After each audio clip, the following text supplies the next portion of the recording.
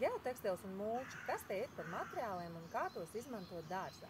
Sākšu es ar geotekstilu, jeb īstenībā kā to pareizi sauc par agrotekstilu, ja vēl arī saka zemmulčas plēve, jo tas ir materiāls, kur klāj uz augsnes virskārtas zem mulčas slāņa, un būtībā tas ir paredzēts, lai aizkavētu nezāļu augšanu.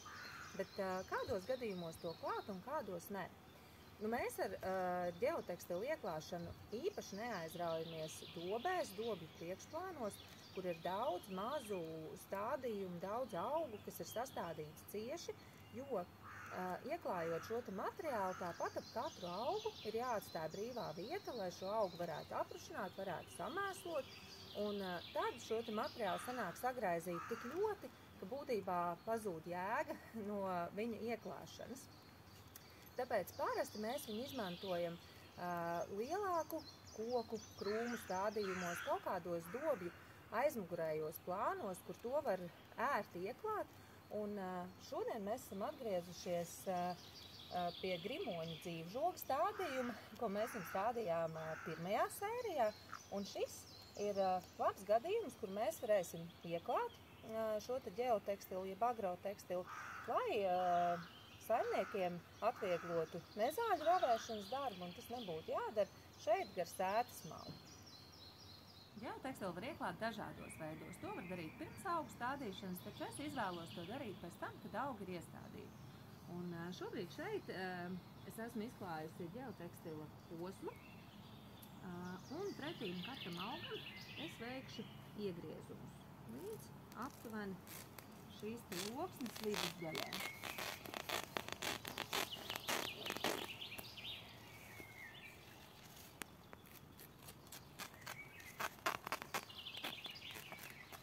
Un tagad šo geotekstilu ar iegriezumiem mēs esam ieklājuši dobē, un tālāk jau es veikšu nākamos iegriezumus apkārt augiem.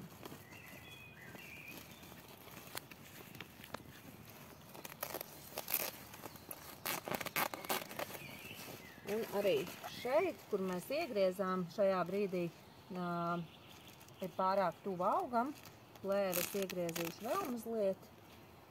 Mēs šeit otrā pusītē.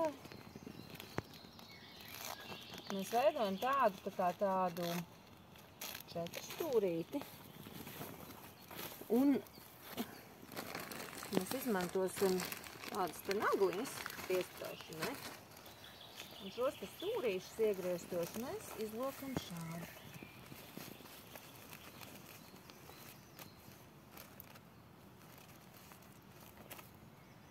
Piespraužam.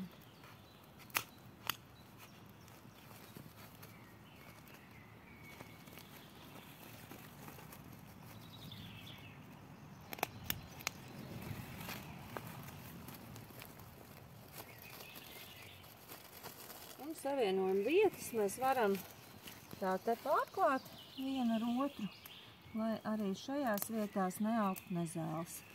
Ja gribās, dubults neplīst, var klāt vēl vienu kārtu ar tekstilu pāri. Principā šeit es domāju, ka izstās tas nav nepieciešams. Vēl no pieredzes var ieteikt plēve.lv ir iegādājumi šādas te taisnas naglas bez atskabargām, kas ir ļoti ērtas lietošanā, ja gadienā geotekstilu ir vajadzība pārspraust. Geotekstils ir ieklāts un gandrīz jau esam nonākuši pie mulčēšanas, bet vēl pirms tam augus ir svarīgi apliet.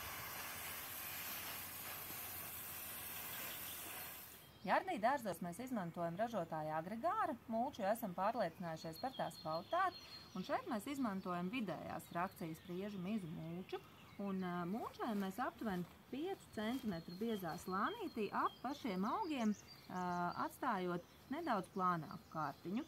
Un vispār mulča ir ļoti laba apstādījumos, jo tā pilda ne tikai dekoratīvu funkciju, bet arī palīdz saglabāties augsnē mitrumam.